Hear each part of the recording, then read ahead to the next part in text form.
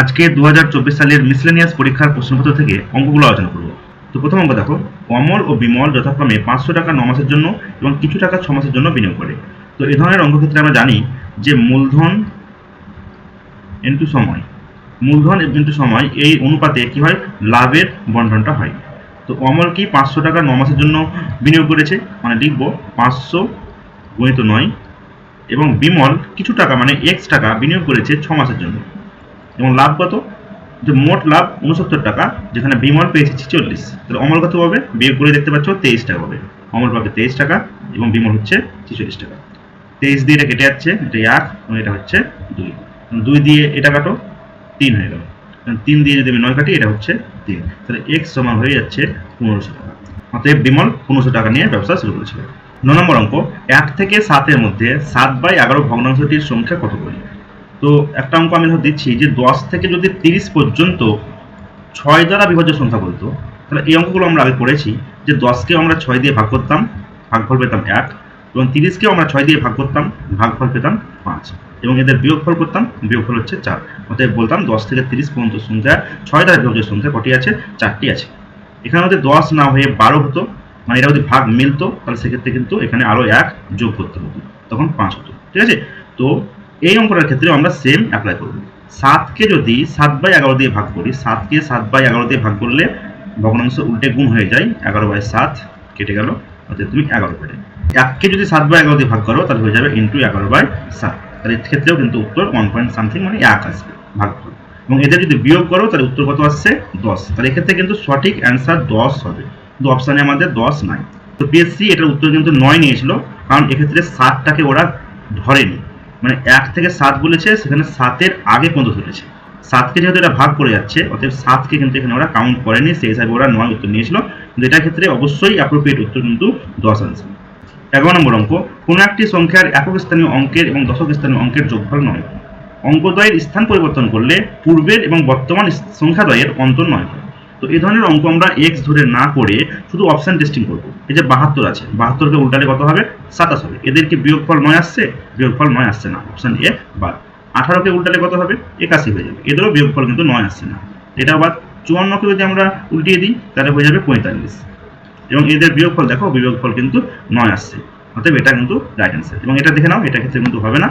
63কে উল্টালে হয়ে যাচ্ছে 36, এবং এদের বিয়োগফল কিন্তু 9 আসছে না। তো এই ধরনের অঙ্ক অপশন টেস্টিংয়ে বেশি তাড়াতাড়ি হয়। 22 নম্বর প্রশ্ন, 1 থেকে 100 অবধি স্বাভাবিক সংখ্যার যোগফল কত। এটা শর্টকাট ফর্মুলা হচ্ছে যে n ইন্টু n প্লাস 1/2। তাহলে n বলতে এখানে 100, তাহলে 100 গুণিত 100 প্লাস 1 মানে হচ্ছে 101/2। 2 দিয়ে 100 কেটে নাও, এটা হচ্ছে 50, উত্তর হয়ে গেল 50 মানে 5050। 24 নম্বর অঙ্ক, 171 কি সংখ্যা। যেহেতু 171 3 দিয়ে ভাগ যায়, অতএব এটা মৌলিক সংখ্যা হতে পারে না। এবং দেখতে পাচ্ছ লাস্টে একক প্লেসে 1 আছে, মানে এটা জোড় সংখ্যা হতে পারে না। এবং এটা অম্লজ সংখ্যাও হতে পারে না। অম্লজ সংখ্যা মানে কোনগুলো, √5 রুট জাতীয় সংখ্যাগুলো, মানে যাকে p/q আকারে সাজানো যায় না, বা পাই বলতে পারো, এগুলো অম্লজ সংখ্যা। তাহলে এক্ষেত্রে অম্লজ সংখ্যাও নয়, অতএব এটা বলতে পারি যৌগিক সংখ্যা। 28 নম্বর, সঠিক উত্তরটি নির্বাচন করুন, ডিভিশন অ্যালগরিদম ব্যবহার করুন। তো এক্ষেত্রে প্রত্যেকটা দেখতে পাচ্ছ যে আমরা জানি যে ভাজ্য মানে হচ্ছে ভাজক গণিত ভাগফল প্লাস ভাগশেষ, মানে এগুলো সব হচ্ছে ভাগশেষ। তো 2 দিয়ে যদি ভাগ করা হয়, তাহলে অবশ্যই ভাগশেষ কেমন হতে হবে, ভাগশেষ হয় 1 হবে, অথবা ভাগ মিলে যাবে, শূন্য হবে। এক্ষেত্রে ভাগশেষ 2 রেখেছে, 2 দিয়ে ভাগ করে ভাগশেষ তো 2 হতে পারে না, 2 দিয়ে ভাগ করে ভাগশেষ 4 হতে পারে না, 2 দিয়ে ভাগ করে ভাগশেষ 6 হতে পারে না, অতএব উত্তর দেখতে পাচ্ছ সি অ্যান্সার। 12টি কমলা লেবুকে 5টি ঝুড়িতে ভাগ করতে বলেছে।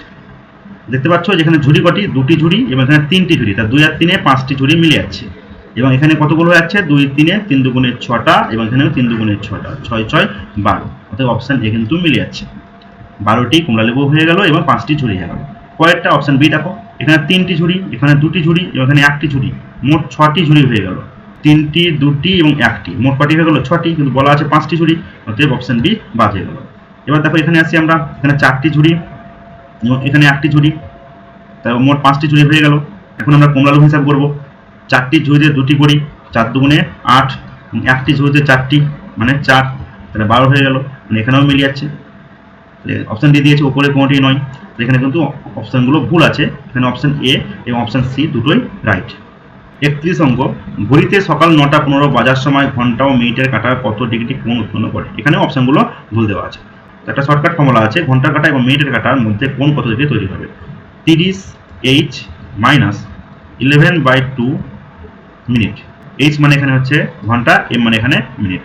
তাহলে 30 ইন্টু 9 ঘন্টা মাইনাস 11/2 ইন্টু 15। ঠিক আছে, তাহলে এটা হয়ে গেল 270 মাইনাস, এটা যদি কাটাকাটি করো 7.5 82.5। এটা যদি বিয়োগ করো, তো বিয়োগ করলে মোটামুটি দেখবে 187.5 আসবে। ঠিক আছে, তো অপশনের দিকে তাকিয়ে আমরা ডিটাকে অ্যান্সার করতে পারি, কিন্তু হিসাব মতো অপশনগুলো কিন্তু ভুল আছে। তিনটি ক্রমিক সমানুপাতিক ধনাত্মক সংখ্যার গুণফল বলা হয়েছে 343। প্রথম ও তৃতীয়টির মধ্য সমানুপাতিক কত? আমরা মধ্য সমানুপাতিকে যদি এ বলি, তো পরেরটা হবে এ আর এবং তার আগেরটা হবে এ বাই আর, এবং এদের যদি গুণ করি দেখতেই পাচ্ছ আর আর কেটে যাবে, তাহলে গুণফলটা হয়ে যায় মধ্য সমানুপাতি যে ধরেছ এ তার কিউ হয়ে যায়। এখন 343 কার কিউ? 343 হচ্ছে 7 এর কিউ। ঠিক আছে, তার মানে এ এর মান হয়ে গেল কত? 7। তাহলে মধ্য সমানুপাতি হয়ে যাচ্ছে কত? 7। তিনটি ক্রমিক সমানুপাতি যদি গুণফল দেওয়া থাকে, তাহলে সেক্ষেত্রে মধ্য সমানুপাতি বার করতে গেলে শুধু এর ঘনমূল করলেই হয়ে যাবে। 343 এর ঘনমূল করলেই হয়ে যাবে। 45 নম্বরের রিজনিং দেখো কিভাবে আসছে। এই 5 আর 7 এটা গুণ করবে, 5 7 কত হয়ে যায়? 5 7 35 হয়ে যায়, এবং এই 3 5 আবার যোগ করে দিবে, তাহলে যোগ করলে তুমি 8টা পেয়ে যাবে। 6 8 8 6 গুণ করলে হয় 48, এবং সেই 4 8 যোগ করো, 4 8 যোগ করলে হয়ে যায় 12। তাহলে এক্ষেত্রে বলবো 9 7 কত? 63, এবং 6 আর 3 যোগ করে দাও, উত্তর হয়ে গেল 9। 49 নম্বর অঙ্ক, 100 টাকা এ বি এর মধ্যে এমনভাবে ভাগ করে দেওয়া হলো যাতে এ ও বি এর প্রাপ্ত টাকার অনুপাত হয় 9:11। তো অনুপাত হচ্ছে কত? 9:11, অনুপাতের মোট হচ্ছে 20। তাহলে 20 মানটাকে বলতে পারি 100 কত গুণ হয়ে গেছে? 5 গুণ হয়ে গেছে। তাহলে প্রত্যেকটাকে 5 গুণ করে দাও, 9 কে 5 গুণ করলে হয়ে যাবে 45, এবং তারপরেরটা হয়ে যাবে 55। অর্থাৎ 45 এবং 55, এগুলো খুবই ইজি অঙ্ক। 52 নম্বর অঙ্ক, কোন ক্ষুদ্রতম সংখ্যা থেকে 1 বিয়োগ করলে বিয়োগফল এত এত দ্বারা বিভাজ্য হবে? তো 12 দ্বারা বিভাজ্য মানে বলতে পারি 3 × 4 মানে 3 দ্বারা বিভাজ্য এবং 4 দ্বারা বিভাজ্য। এবং বলেছে কোন ক্ষুদ্রতম সংখ্যা থেকে 1 বিয়োগ করলে, মানে অপশনগুলো থেকে আগে 1 বিয়োগ করলো। এখানে যদি 1 বিয়োগ করো, এ হয়ে যাবে 335, এবং সেই 35 কিন্তু 4 দিয়ে ভাগ যায় না। এখানে যদি 1 বিয়োগ করো, এ হয়ে যাবে 334, এও 4 দিয়ে ভাগ যায় না। এখানেও সেম 1 বিয়োগ করলে হয়ে যায় 671, এও 4 দিয়ে ভাগ যায় না। এবং এখানে যদি 1 বিয়োগ করো, এ হয়ে যাবে 336, এবং এটা 4 দিয়ে ভাগ যায়। অতএব অঙ্কটা দেখতে পেলে শুধুমাত্র 4 দিয়ে বিভাজ্য চেক করেই উত্তর হয়ে গেল, অঙ্কটা নিয়মে যাওয়ার দরকারই পড়লো না। এবং কেউ যদি অঙ্কটা নিয়মে করতে চায়, তাহলে ক্ষেত্রে 12 16 28 লসাগু করতে হবে, লসাগুতে 336 লসাগু আসবে, এবং 1 বিয়োগ করার কথা বলেছে, 1 বিয়োগের বিপরীত প্রক্রিয়া অ্যাপ্লাই করতে হবে, মানে 1 যোগ করতে হবে 337 আনসার।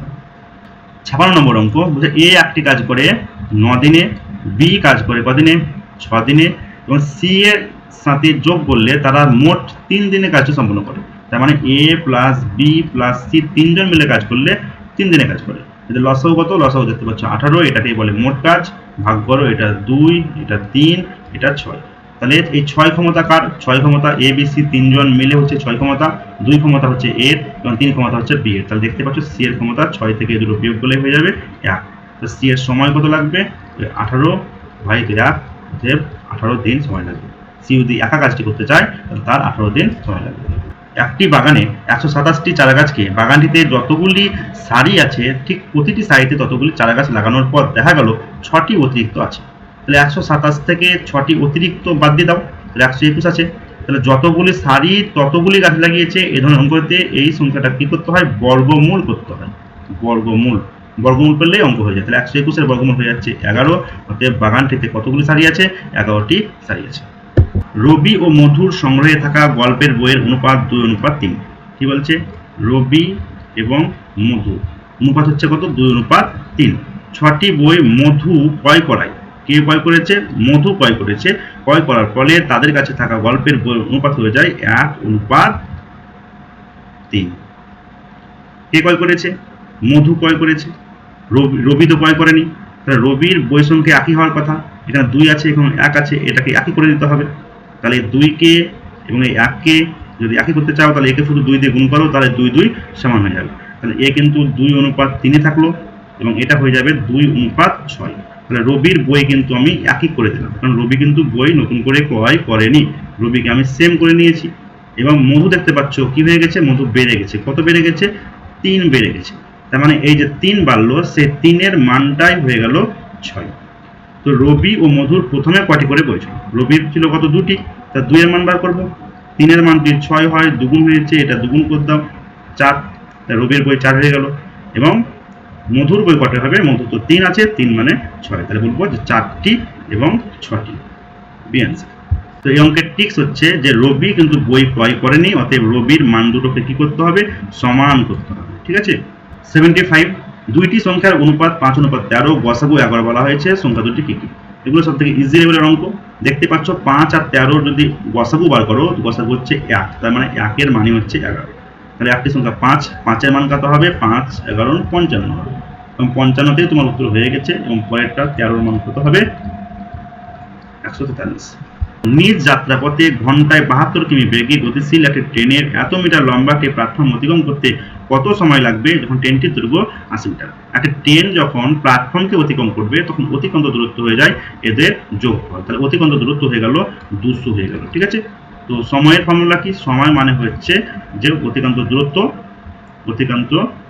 দূরত্ব বাই বেগ, এটা হচ্ছে ফর্মুলা। অতিক্রান্ত দূরত্ব কত? 200 মিটার। বেগ কত? 72 কিমি পার ঘন্টা। এই 72 কিমি পার ঘন্টাকে মিটার পার সেকেন্ড করে নিতে হবে, এবং মিটার পার সেকেন্ড করতে গেলে 5/18 দিয়ে গুণ করতে হবে।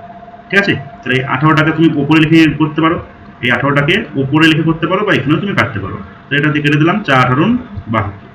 তো এবার 4 দিয়ে কেটে দাও, এটা 4 দিয়ে কাটলে হবে 50, এবং 5 দিয়ে এটা কাটো, হয়ে গেল 10। তাহলে উত্তর হয়ে গেল 10 সেকেন্ড। 78, 120 কিমি দূরত্ব বিশিষ্ট দুটি স্টেশন থেকে বিপরীতমুখী দুটি ট্রেন 60 কিমি পার ঘন্টা এবং 30 কিমি পার ঘন্টা বেগে একই সময়ে যাত্রা আরম্ভ করে। অধিক গতি সম্পন্ন ট্রেনটি 40 মিনিটে যাত্রা করার পর দাঁড়িয়ে যায়। অপর ট্রেনটি কতক্ষণ পর প্রথম স্টেশনে মিলিত হয়? তাহলে যেটা অধিক গতি সে যায় কত? 1 ঘন্টায় 60 কিমি। তো 40 মিনিটে কত যাবে? 1 ঘন্টা কি বলতে পারো? 1 ঘন্টা মানে 60 মিনিট, তার মানে ও 60 মিনিটে গেছে 60 কিমি। তো 40 মিনিটে কত যাবে? 40 মিনিটে ও 40 কিমি যাবে। এখন পড়ে আছে কত ডিস্টেন্স? 120-র মধ্যে 40 যাওয়া হয়ে গেছে, মানে পড়ে আছে 80 কিমি। এই 80 কিমি ডিস্টেন্স গেছে কে? ধীর গতির ট্রেনটি 30 কিমি বেগে। তাহলে এর সময় কত লাগবে? সময়ের ফর্মুলা দূরত্ব বাই বেগ। তাহলে 80 কিমি গেছে 30 কিমি পার ঘন্টা বেগে। 0 0 কেটে দাও, এটা হয়ে গেল 2 × 2 = 3 ঘন্টা। তো সরি, এখানে সব মিনিটে উত্তর আছে। তাহলে আমরা কি করবো? 8/3কে আমরা 7 দিয়ে গুণ করে মিনিট করে নেব। 3 দিয়ে কাটো, এটা 20 হয়ে গেল। 8 দুগুণে 160 মিনিট। ঘন্টায় বললে আমরা এভাবে উত্তর করতাম, মিনিটে বলেছে 160 মিনিট উত্তর। 80 নম্বর, সঠিক উত্তরটি নির্বাচন করুন। অপশন এতে বলেছে দুটি অমূলত সংখ্যার যোগফল একটি অমূলত সংখ্যা। এটা কিন্তু সবসময় না হতে পারে। ধরো আমি একটা √2 নিয়েছি, -√2 নিয়েছি, আর একটা √2 নিয়েছি। এদের যদি যোগ করে দাও, এটা কিন্তু ভিন্ন সংখ্যা। ঠিক আছে। যোগ করে দাও, যোগ করলে 0 হয়ে যাবে। 0 কিন্তু অমূলত নয়, মূলত। তার মানে অপশন এ বাদ হয়ে গেল। দুইটি অমূলত সংখ্যার যোগফল সর্বদা মূলত সংখ্যা। এটা তো অবশ্যই হতে পারে না, মূলত হতেই পারে না। কারণ আমরা যদি একটা √2 নিই বা একটা √3 নিই, যোগ করলে কিন্তু এটা মূলত হয় না, অমূলত থেকে যায়, বিবাদ। তারপর দেখো দুইটি অমূলত সংখ্যার যোগফল সর্বদা অমূলত সংখ্যা নয়। তাহলে এটাই রাইট আছে। আমরা এখানে দেখালাম, অপশন এতেই দেখালাম যে অমূলত সংখ্যা সর্বদা হয় না। ঠিক আছে। অর্থাৎ অপশন সি রাইট। 83 নম্বর অঙ্ক বলেছে 12ই জানুয়ারি 2024, এটা বলেছে ফ্রাইডে। তাহলে সেক্ষেত্রে 7 জুন 2025 কি বার হবে? ঠিক আছে। তো আমরা প্রত্যেকটা সেপারেট হিসাব করব, দিন আলাদা, মাস আলাদা, বছর আলাদা। তো 12 তারিখ থেকে 7 তারিখ দেখতে পাচ্ছ 5 দিন কমে গেছে, তাহলে এক্ষেত্রে -5 লিখলাম। ঠিক আছে। জানুয়ারি মাস থেকে জুন হিসাব করতে বলেছে, তার মানে জুন মাসের আগের হিসাব করতে হয়। যত মাস পর্যন্ত বলে তার আগের মাস পর্যন্ত হিসাব করতে হয়। তাহলে জানুয়ারি থেকে জুন বলা আছে, মানে জানুয়ারি থেকে আগের মাস মে পর্যন্ত হিসাব হবে। তো জানুয়ারি মাসের ওয়ার্ডে কত? জানুয়ারি মাসের ওয়ার্ডে হচ্ছে 3। 31 মাস 3 ওয়ার্ডে। ফেব্রুয়ারি, যেহেতু 2024 সালটা লিপ ইয়ার, তাহলে সেক্ষেত্রে ফেব্রুয়ারি বলবো আমি এক্ষেত্রে 29, মানে 1। মার্চের ক্ষেত্রে 31, মানে ওয়ার্ডে 3। এপ্রিল 30, ওয়ার্ডে 2, এবং মে 31, ওয়ার্ডে হচ্ছে 3। তো এগুলো যদি আমরা যোগ করি, যোগ করলে দেখতে পাচ্ছ 3 3 6 আর 1 7। যোগফল যদি 7 হয়ে যায় তো আমরা কেটে দেবো। এক্ষেত্রে 3 1 আর 3 7 কেটে দেবো। 3 আর 2 হয়ে গেল 5। তো এটা কিন্তু বাড়ছে, মানে +5। এটা কমছে, মানে -5। তাহলে -5 +5ও কিন্তু কেটে গেল। কারণ বছর হিসাব করবো, 2024 সাল থেকে 25 সাল কত বছরের গ্যাপ? 1 বছরের গ্যাপ। 1 বছর মানে 1 বার্থডে, কারণ বছরের বার্থডে হচ্ছে 1। অতএব ফ্রাইডে থেকে 1 দিন খালি বাড়বে। ফ্রাইডে থেকে 1 দিন বাড়লে হবে সি, শনিবার। 90 নম্বর অঙ্ক, রমেন প্রতি কেজি ব্রয়লার মুরগি 115 টাকা দরে ক্রয় করে 20% লাভ পেতে গেলে ব্রয়লারের মুরগির বিক্রয় মূল্য কত হতে হয়? 20% লাভে বিক্রয় মূল্য কত হয়? 120, ক্রয় মূল্য হচ্ছে 100 এবং 115 টাকা বিক্রি করবে। তো শূন্য শূন্য কেটে দিলাম, 2 দিয়ে কাটলে এটা 6, এটা হলো 5, 5 দিয়ে কাটলে এটা হলো 23। এবার গুণগুলো দেখতে পাচ্ছ, 6 3 18, 1 কত হচ্ছে 13, 138 টাকা। 4 নম্বর প্রশ্ন, কোন মূলধনের বার্ষিক এত % হারে কত বছরের দ্বিগুণ হয়? দ্বিগুণ হয় মানে কি?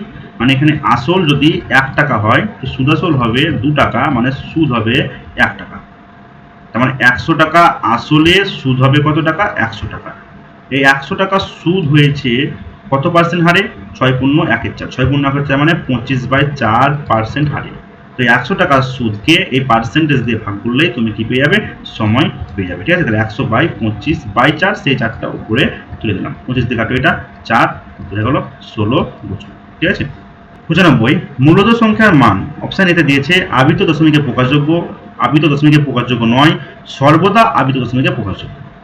তো আমরা যদি 2কে 3 দিয়ে ভাগ করি, আমরা লিখতে পারি 0.66666 করে, মানে এটা হচ্ছে 0.6 বার। এই যে 6 পর পর রিপিট হয়েছে, এটাকেই বলছে আবৃত দশমিক। তার মানে এই 2 এর 3 হচ্ছে p/q কে সাজাতে পারছি, মানে এটা মূল সংখ্যা, মানে মূলত সংখ্যাকে আবৃত দশমিকে প্রকাশ করতে আমরা পাচ্ছি। আবার যদি 1 এর 4 নিই, তাহলে এটা ভাগ করলে হবে 0.25, এটাকে বলছে সসীম দশমিক। এর মধ্যে কোনো কিন্তু আবর্তন নাই, আবৃত নাই। তার মানে সর্বদা যে আবৃত দশমিকে প্রকাশযোগ্য অপশন সিতে দিয়েছে সর্বদা, সেটা কিন্তু নয়। আবার আবৃত দশমিকে প্রকাশযোগ্য নয়, এটাও কিন্তু নয়, কারণ আমরা দেখলাম যে এখানে দেখিয়েছি যে আবৃত দশমিক হচ্ছে। তাহলে সহজ কথায় বলবো যে মূলত সংখ্যার মান আবৃত দশমিকে প্রকাশযোগ্য। ঠিক আছে, সর্বদা বলা যাবে না, আবার হবে না সেটাও বলা যাবে না। 40 নম্বর অঙ্ক, একজন পাইকারি ওষুধ বিক্রেতা এক ক্রেতাকে 20% ছাড় দেওয়ার পরেও 15% লাভ করলো। ওষুধের সর্বাধিক বিক্রয়যোগ্য মূল্য তার 550 টাকা হলে তার প্রকৃত মূল্য কত হবে? তো এ ধরনের অঙ্ক দুটো নিয়মে করা যেতে পারে, অনুপাতে আবার ডাইরেক্ট স্টাইলে। সর্বাধিক বিক্রয়যোগ্য মূল্য মানে এটাকে ধার্য মূল্য বলছে। ঠিক আছে, তো 20% ছাড়ে বিক্রয় মূল্য কত হয়? ফার্স্টে বিক্রয়টা আমরা হিসাব করবো, যে বিক্রয় মূল্য কত হবে। বিক্রয় বললে আমরা হিসাব করবো যে 80 টাকা বিক্রি করবে, ধার্য মূল্য কত হলে 100 কিন্তু 550, তাহলে এটা হলো বিক্রয় মূল্য। এবং এটা যদি বিক্রয় মূল্য হয় তাহলে ক্রয় মূল্য কত হবে? 15% লাভে ক্রয় মূল্য, তাহলে উপরে 100 হয়ে যাবে ক্রয় মূল্য, ওর নিচে বিক্রয় মূল্য 115 হয়ে যাবে। এটা 100 100 কেটে গেল, 5 দিয়ে কাটো এটা 23, 5 দিয়ে কাটো এটা 11, এটা 88 দিয়ে দুটো শূন্য, তারপর হচ্ছে 23। দেখতে পাচ্ছ পুরোপুরি ভাগ মিলছে না, মানে উত্তর হবে উপরে কোনটি নয়, আর ভাগ করার দরকার পড়বে না, উত্তর এটা হয়ে যাবে। এবং অনুপাত স্টাইলে যদি করো সেক্ষেত্রেও হবে। দেখো কীভাবে করছি, ধার্য মূল্য, ক্রয় মূল্য এবং বিক্রয় মূল্য। 20% ছাড়ে ধার্য মূল্য হয় 100, তো বিক্রয় মূল্য হয় 80। এবং 15% লাভে ক্রয় মূল্য 100 হয়, তো বিক্রয় মূল্য হয়ে যায় 115। আমরা যদি 20 দিয়ে কাটাকাটি করি, এটা হয়ে যাবে 5, তো এটা হবে 4।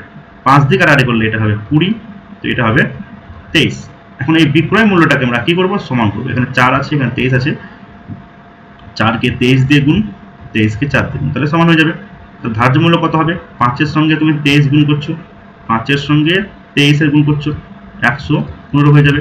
এবং ক্রয় মূল্য কত হবে? 4 × 80 হয়ে যাবে। এবং বিক্রয় মূল্য আমাদের দরকার নাই গুণ করার, তোমরা আমাদের বলেও নি। তাহলে এই 115-র মান হয়ে যাচ্ছে 550। তো 80-র মান কত? সেই ক্যালকুলেশনটা উঠে আসবে 550 গুণিত 80/115। কাটাকাটি করলে দেখতে পাচ্ছ যে পুরো পূর্ণ সংখ্যা আসবে না, দশমিক আসবে, অবশ্যই উত্তর উপরে কন্টিনিউ হবে।